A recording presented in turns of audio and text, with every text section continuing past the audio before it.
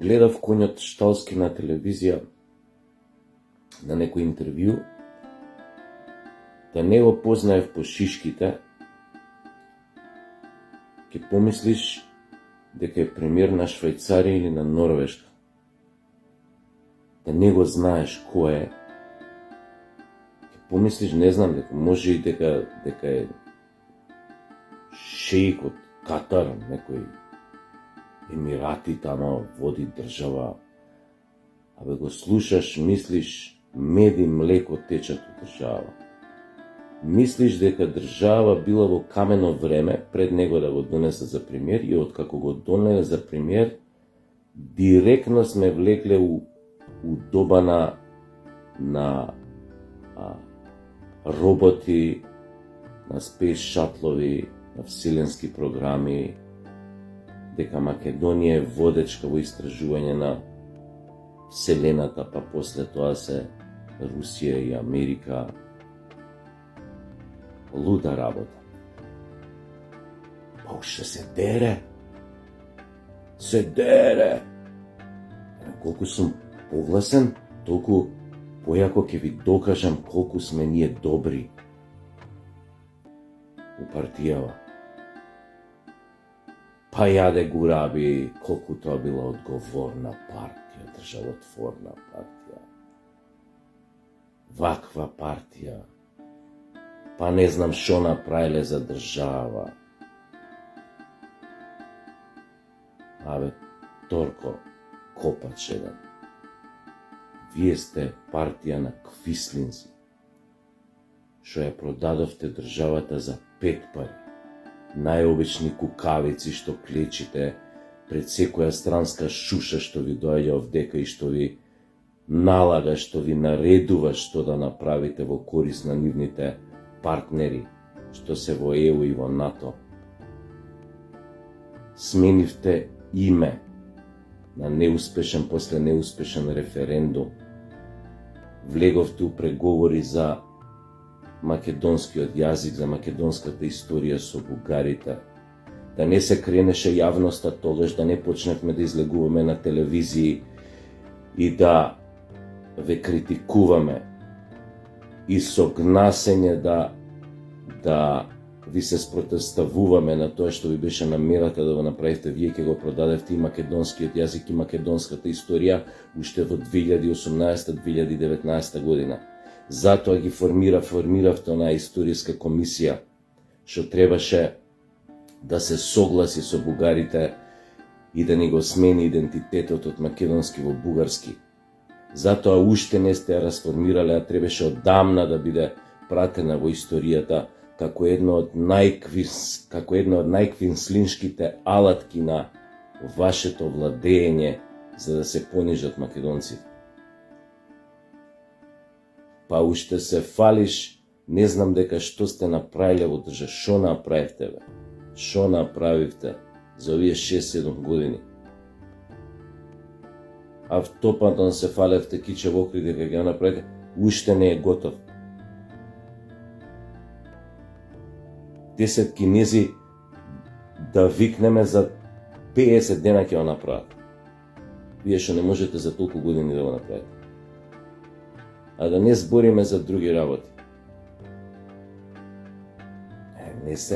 Не се мешале, вика, у судската власт. Јас сум, вика,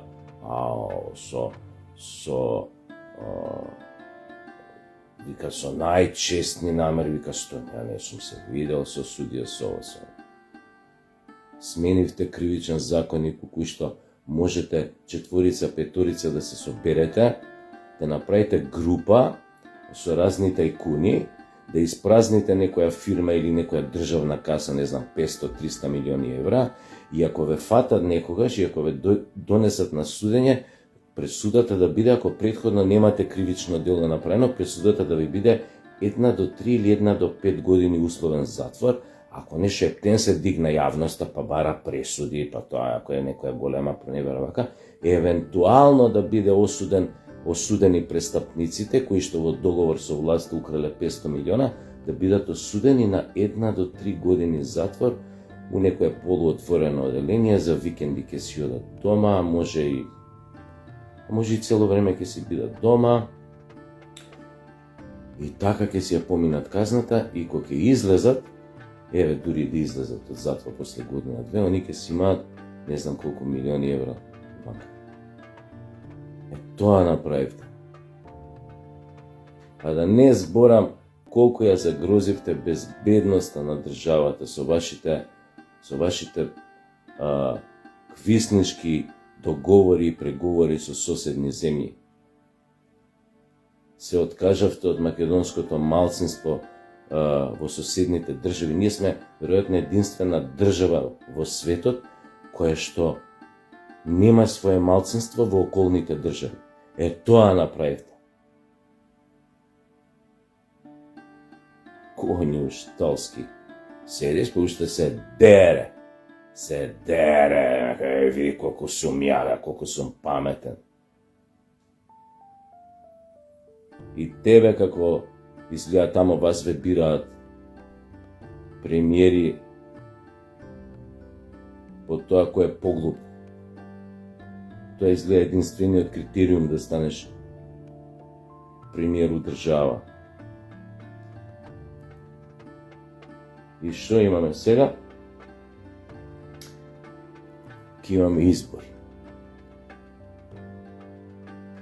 Јас, Конјушталски, сум 100% сигурен дека вие ги губите изборите.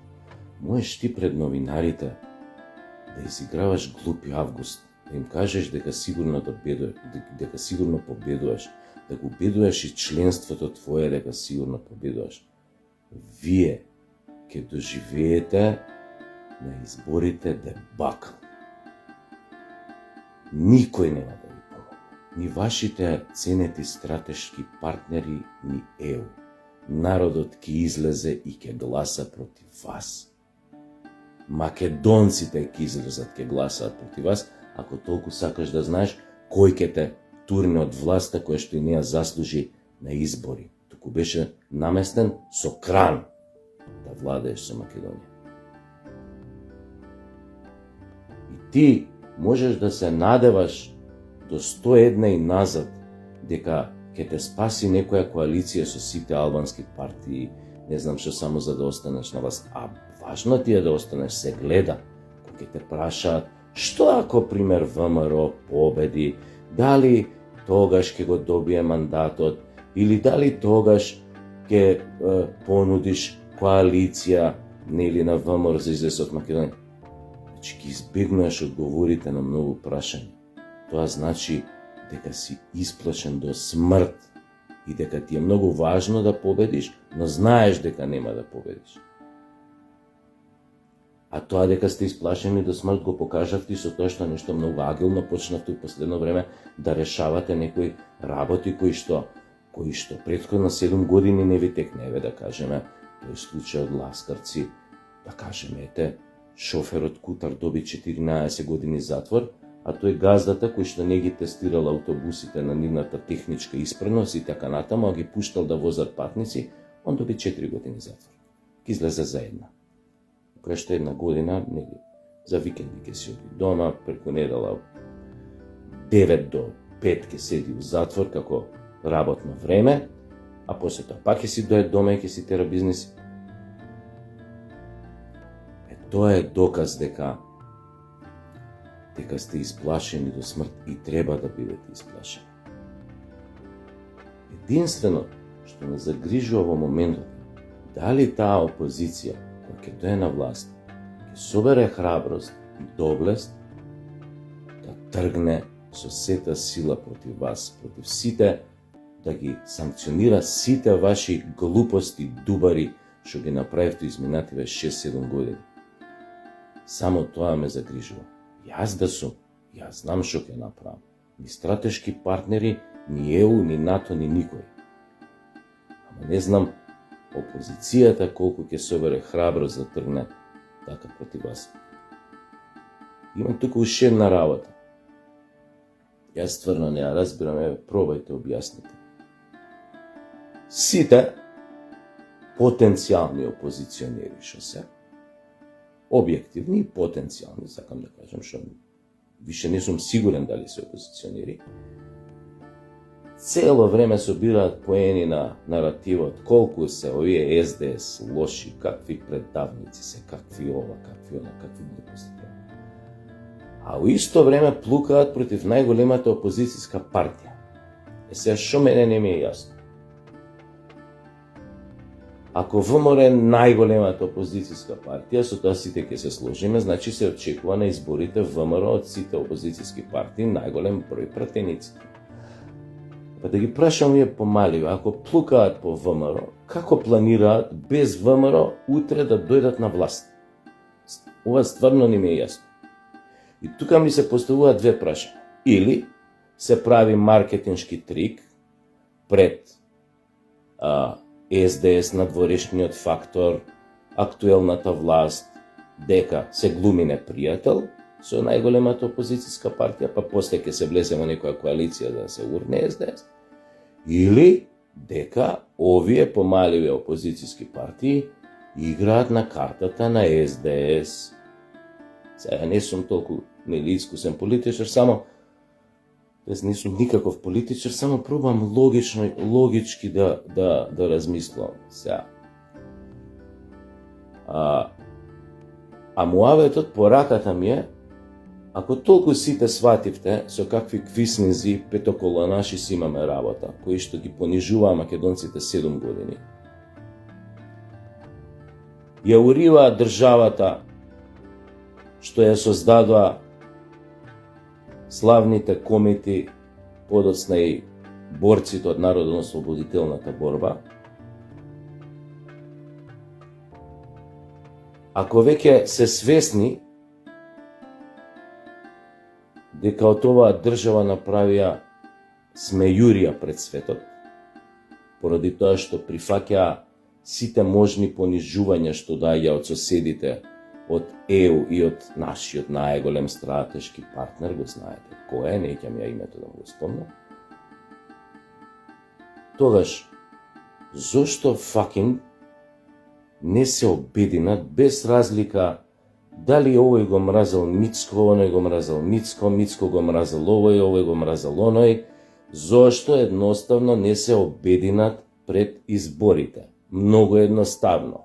После вадете си очи од кога ќе дојдете на власт, од кога ќе добиете мандат, можете очи да се ископате, ама ич не ми чуе. Но, сметам дека е многу важно прво да се избркаат квислинзиве од власт и да им се даде до знаење дека во наредни 50 години никад повеќе нема да дојдат на власт во Македонија. Затоа што ние овие 7 години нема да им ги заборавиме. Никогаш. И сега само тоа не можам да го сватам. Значи, можете да го мразите Мицко, може Мицко да мрази некој од вас, но има една голема мудрост во политиката. Се фаќаш рака под рака, дури и со најголемиот џавол, само за да ја оствариш целта или да надминеш некоја опасност. Точка. Тоа не сум го кажал јас, тоа го кажал Черчил. А Черчил ова го чул прв пат од Сталин, која тамо биле на Крим и која ја договарале поделбата на светот. Вика, Черчил најголемата мудрост, вика, политичка, ја научив од Сталин. Тоа ова сега што би го кажа. Па шо ви е проблемот, бе? Значи, јас не навивам за никого. Јас утре ќе излезам на избори и ќе гласам за опозиција, затоа што мене ми е целта, ја као и секој што сум гласал. Јас сум гласал од инает против тие што се загубиле во владењето, што се откачиле 10 метра од земја и што више не газат на земја. Јас сум од тие гласачи, а има многу вакви како мене, што ќе гласаат од инает или затоа што нешто ги повредило. Во овој случај мене најмногу што ме изиритира беа оние квислиншки договори што ги направија Тачевци со соседните земји, кај што се обидоа, тоест не понижија, не се обидоа, него навистина не понижија на нас македонци. И затоа барам од новата власт, што се надевам дека ќе дојде, дека ќе има смена, неминовна смена. И се надевам дека ненормални квинслинзи нема да идат во комбинација со стратешките партнери да ја дестабилизираат државата ако не ги добијат изборите. И се надевам дека мандатот барем еднаш джентлменски ќе се испонашаат и дека без проблем ќе го доделат на новиот мандатар кој да биде. Што сакав да кажам?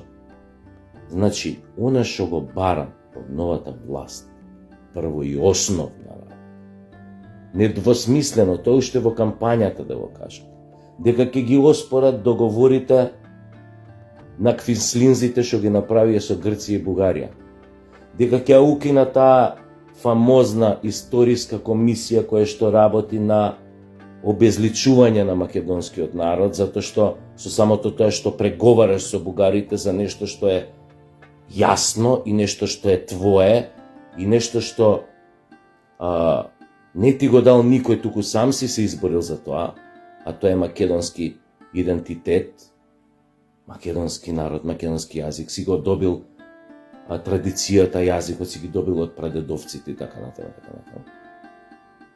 Значи, недвосмислено бара да се изјасни дека ќе ги направат овие работи и на тој начин ќе го заштитат и македонскиот народ во сопствената му држава од разни петоколонашки организации, разни клупчиња на странски држави, за кои што стојат агентури на тие држави, кои што преку сомнителни извори или не мора да се сомнителни, но параван фирми ги финансираат овие организации, во сопствената ми држава да ме прогонуваат, да го подкопуваат идентитетот мој македонски, на македонскиот народ, да се закануваат во сопствената ми држава, ако кренеш глас против нив, ако ги критикуваш и така натаму. Тоа е првото и основното што го барам.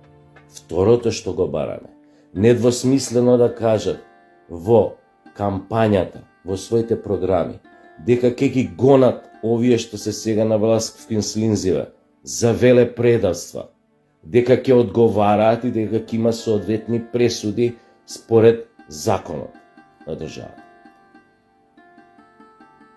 Трета работа, дека конечно во договор ќе седнат сите заедно и точно ќе ги дефинираат црвените линии под кои што понатаму Македонија, тоест македонскиот народ, нема да влегува во било какви преговори со било кого што се однесува во поглед на неговиот идентитет и дека нема да прифаќа никакви услови, ако треба меморандум, нека се направи во собрание, нека се потпише, дека никогаш, под никакви услови, со било кој посилен, преговарач, уценувач и така натаму, нема да прифати никакви уцени, никакви услови за било што. Понатаму, не е лошо да се постави, да се проблематизира и наративот на ЕУ, затоа што до сега 30 години ние слушаме само за убавините на прекрасниот рај наречен Европска Унија. Никој никогаш не зборува за тоа што не очекува моментот кога ќе влеземе. Какви се негативните аспекти страни на членувањето во ЕУ? Затоа што сите знаеме дека светот не е само црно и бел, туку е составен од 50 нюанси на сиво. Па ова не го кажал Сашо Тасевски, да кажеме Сократ го кажа, или некој од тие античките мислители, филозофи. Значи, доста ни продавате пувки, бе, не сме глупи, бе, народе, не си глуп, бе. 30 години те убедуваат како е нешто добро, како е жабава добра и ти сега треба да ја проголташ, ама не ти каже дека е жаба, избегнува, нема никојаш дебати за тоа. Зошто да во ЕУ и зошто не во ЕУ? Зошто како што немаше дебати никогаш за НАТО? А утре евентуално во некој голем светски судир ние сме нафркале затоа што ни НАТО ќе не брани, ни ЕУ ќе не храни. А ние сме идиоти. Нас 30 години не оглупуваат да веруваме во нивните фами, во нивните курназлаци, дека им е гајле за нас, дека не име на никој гајле. Им се свирка овде за нас. Ако може да те искористат некогаш како она клечка или дрвце да запалат огенче негде овде, ќе те искористат. Ако не ги занимаш. Точка.